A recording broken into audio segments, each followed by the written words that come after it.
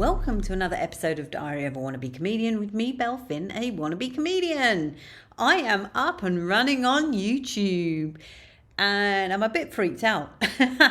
I really am. The reach is so much more on YouTube, but it kind of just feels a bit out of my control, so I don't quite know what to make of it really. Also, they seem to have made anything under 3 minutes seems to be a short. Well, I don't want that. I just want them to be just normal, partly because I don't understand anything about these shorts. But anyway, I am there and it's clearly reaching audiences because I'm getting comments. So I'm amazed. I really am.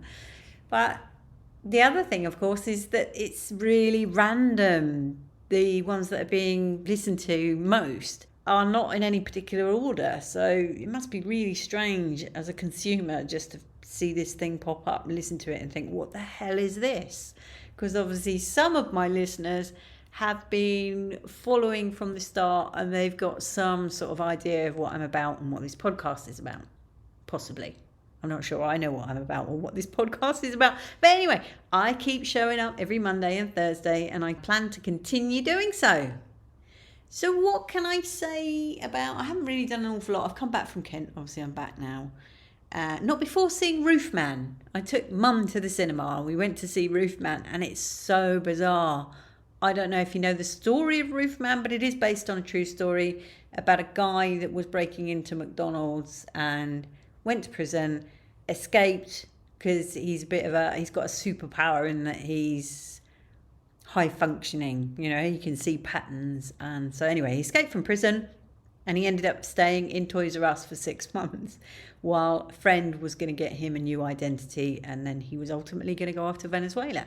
But in that time, of course, he builds a life and he fell in love. And it's so bizarre because you are, even though you kind of know where it's going to go, you're willing a criminal to get away. It's really bizarre because Channing Tatum, who plays the protagonist, is so likable.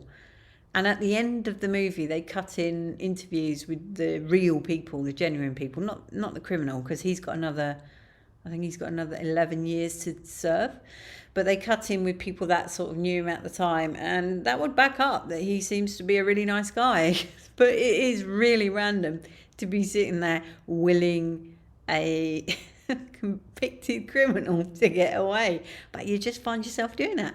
All in all, though, a great movie, and there's an extremely funny bit, which is in the trailer, so, you know, there's a funny bit where Peter Dinklage gets a load of paint in his face, and there's just something funny about him getting a load of paint in his face. So anyway, I recommend that movie. I think it was quite good.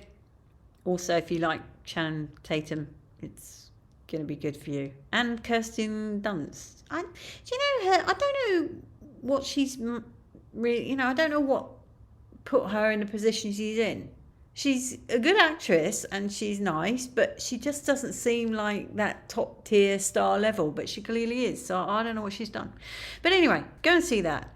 So we are going to end today's podcast with an impossible decision as promised. And today's impossible decision... Sorry. This one just makes me laugh. Today's impossible decision... Would you rather be given a mystery tattoo or have to shave your eyebrows off every day? Much love and gratitude.